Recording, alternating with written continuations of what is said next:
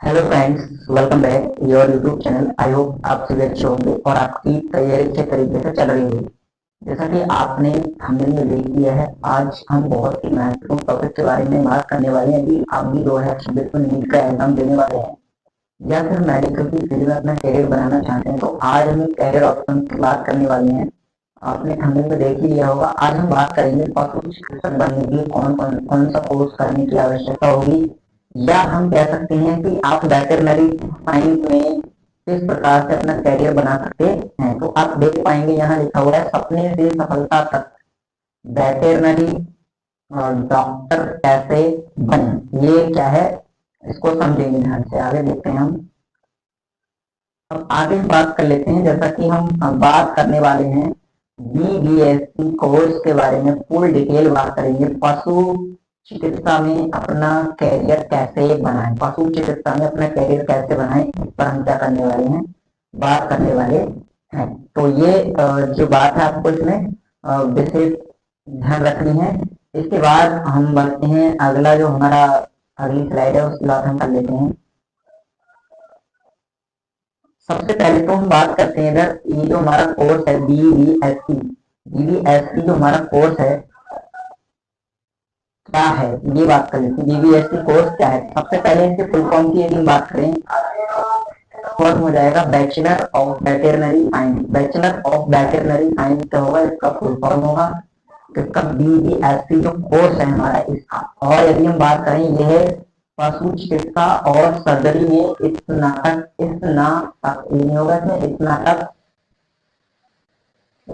की क्या है, डिग्री है। वहीं यदि हम इसकी ड्यूरेशन की बात करें, ड्यूरेशन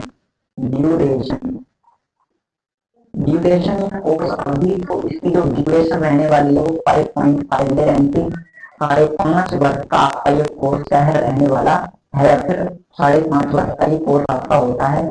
इसके बाद हम आगे बात कर लेते हैं। जो आगे हम देखेंगे कि क्या आप योग्य हैं, यानी कि कुल मिलाकर यहाँ हम बात करने वाले हैं योग्यता की। बात करने वाले, योग्यता क्या रहने वाली है इस कोर्स को करने के लिए। तो इसके लिए जो योग्यता रहने वाली है उसकी बात हम कर लेते हैं। तो सबसे पहले तो हम एकेडमिक स्ट्रीम की बात करते हैं। एकेडमिक स्ट्रीम का अर्थ है कि आप कौन सी स्ट्रीम से 12th होने चाहिए ना, आपने स्कूलिंग कर रखी हो। तो 12th क्लास विद पीसीबी यानी physics chemistry biology, physics chemistry and biology and English. English क्या है, आपके पास एक कंपलसरी सब्जेक्ट के रूप में होना चाहिए यदि आप इस कोर्स को करना चाहते हैं। इसके बाद परसेंटेज की भी बात की जाए तो मिनिमम 50% अंक होना अनिवार्य है। कम से कम आपके 50% अंक होंगे 12th में, तब आप क्या है इसके लिए एलिजिबल होंगे। बाकी ये जो अंक का क्राइटेरिया है, परसेंटेज का क्राइटेरिया है, ये कॉलेज टू कॉलेज क्या करेगा, वेरी करेगा। और आपकी जो कैटेगरी है, कैटेगरी के अनुसार भी क्या होगा, ये वेरी करेगा क्राइटेरिया जो होगा हमारा इसका अंक का। इसके अलावा एज लिमिट की बात करें तो मिनिमम या न्यूनतम एज होनी चाहिए 17 वर्ष। उसके बाद अधिकतम एज 25 ईयर्स है, इसके लिए अधिकतम एज है। यहाँ भी ये जो एज क्राइटेरिया है ये भी हमारा वेरी करेगा। जो कैटेगरी है, कैटेगरी के अकॉर्डिंग क्या होगा, SC ST OBC जनरल या ईडब्ल्यू है, तो उसके अनुसार क्या होगा। जैसे कि यहाँ आप देख पाएंगे, जैसे इस तरह लिखा हुआ है आरक्षित श्रेणी के लिए छूट उपलब्ध है, तो ये इसमें ध्यान रखना है।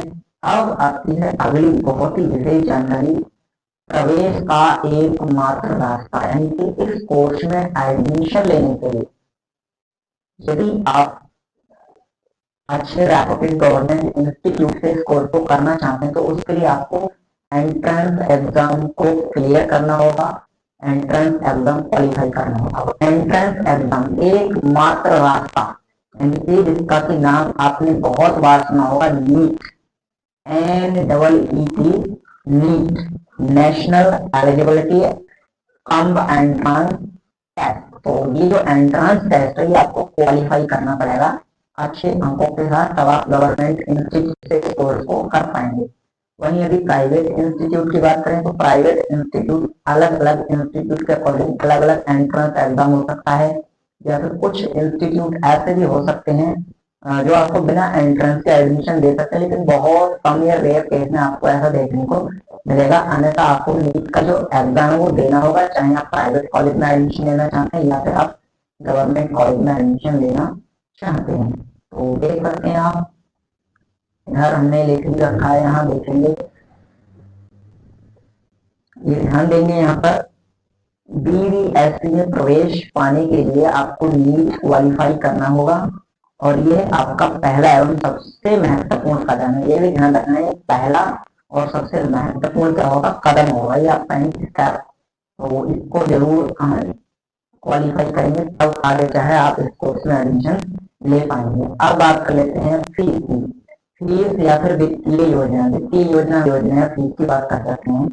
तो गवर्नमेंट और स्टेट कोटा, यानी कि चाहे आप सेंट्रल यूनिवर्सिटी से या किसी पब्लिक इंस्टीट्यूट से या यूनिवर्सिटी से या गवर्नमेंट यूनिवर्सिटी से इस कोर्स को करना चाहते हैं, तो इसकी जो फीस है आपकी वो 10,000 हो सकती है। 10,000 से कुछ कम भी हो सकती है। इसके अलावा ये फीस आपकी पर ईयर के हिसाब से हम यहाँ पे बात कर रहे हैं, 20,000 हो सकती है, 30 हो सकती है, 50 हो सकती है per year, range per year, और 5 लाख भी हो सकती है जो प्राइवेट और मैनेजमेंट इंस्टीट्यूट हो, मतलब मैनेजमेंट कोटा से यदि आप एडमिशन लेंगे वहां पर, तो ये फीस आपकी वेरी कर सकती है, 5 के अंदर भी हो सकती है, 30, 50, 1 लाख, ये कॉलेज टू कॉलेज क्या होगी, वेरी करेगी। तो ये बात आपको विशेषकर ध्यान रखनी। गवर्नमेंट कॉलेज की फीस आपकी 10,000 हो सकती है, हालांकि 10 कुछ की 10 से कम भी हो सकती है, तो वो आपको इसमें ध्यान रखना है।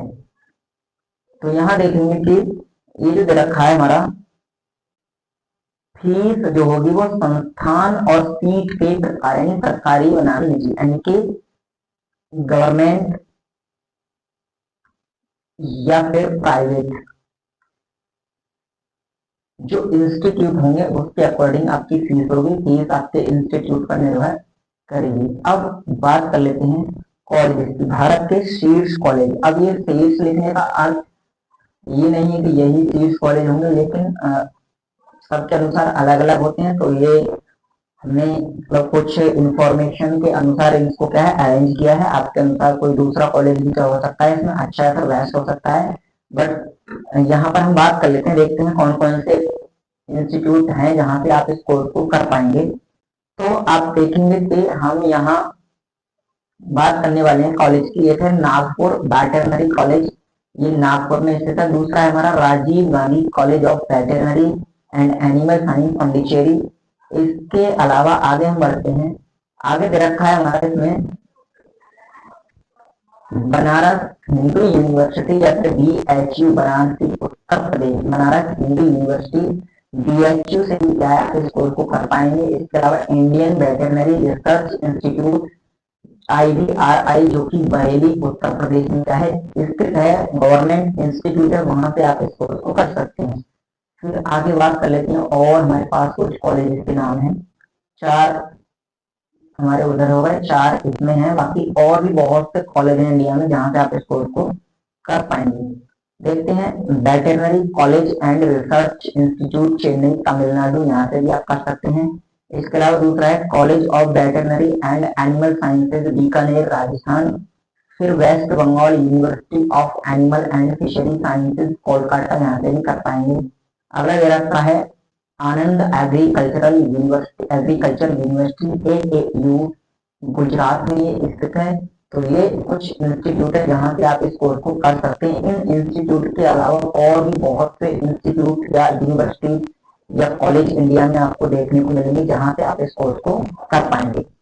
अब आगे हम बात कर लेते हैं, आगे बात करेंगे कि ये जो कोर्स है, यदि आप इस कोर्स को करते हैं तो फिर आप इसमें क्या सीखेंगे, इसके बारे में आप सीखेंगे पशु शरीर के निर्माण खंडों को समझना, ये आप इसमें सीखेंगे। जैसे इसमें आप सीखेंगे कंपैरेटिव ऑस्टियोलॉजी एंड एंथ्रोलॉजी, यानी हड्डियों एवं जोड़ों का अध्ययन करेंगे। इसके अलावा मायोलॉजी, मांसपेशी विज्ञान, या फिर एंजियोलॉजी, रक्त वाहिकाओं का अध्ययन भी पढ़ेंगे आप इसमें। इसके अलावा और भी आप सीखेंगे न्यूरोलॉजी, तंत्र के बारे में आप सीखेंगे एनिमल्स के, और इससे फोकस करेंगे एनेस्थेसियोलॉजी ऑफ यानी कि बैल की एनेस्थीसियोलॉजी के बारे में आप सीखेंगे। बैल है ऑक्स जो होता है एनिमल्स, उसकी एनेस्थीसियोलॉजी। तो बहुत कुछ आपको इसमें सीखने को मिलेगा। हालांकि कोई भी कोर्स ये तय नहीं करेगा कि आपका करियर ऑप्शन मतलब